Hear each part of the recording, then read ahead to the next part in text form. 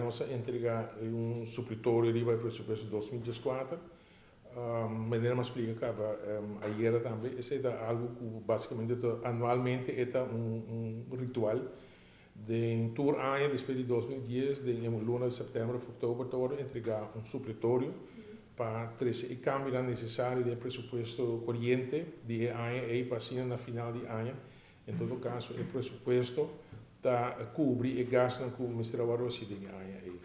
En esse supletorio aqui também nós incluímos algumas recomendações que o CFT faz. O rapporto também foi publicado por nós já à tarde, então esse agora que formalmente é para conhecer para o rende, anche maneira nós usamos parte de gel e já acaba circular em meio grande prensa.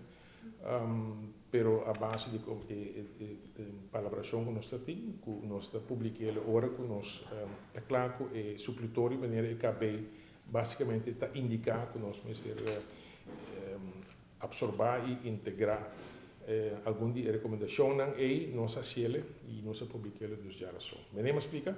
O supletorio para o que trata é recomendação de secretário de CFT.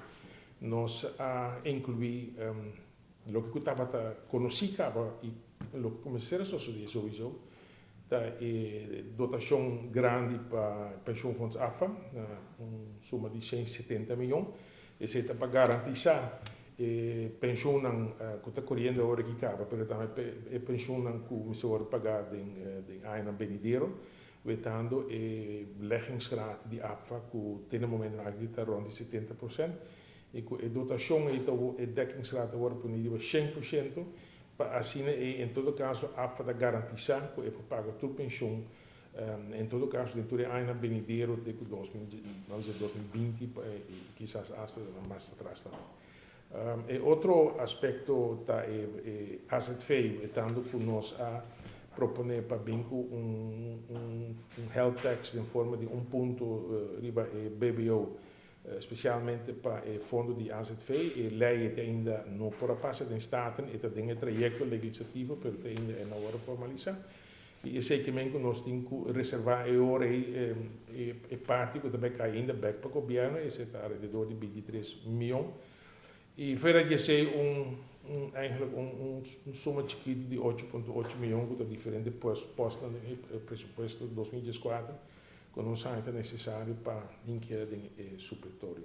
Mais detalhes vindo por baixo, para sobre esse nosso espaço, agora o supletorio está entregando a Staten para o atender ele.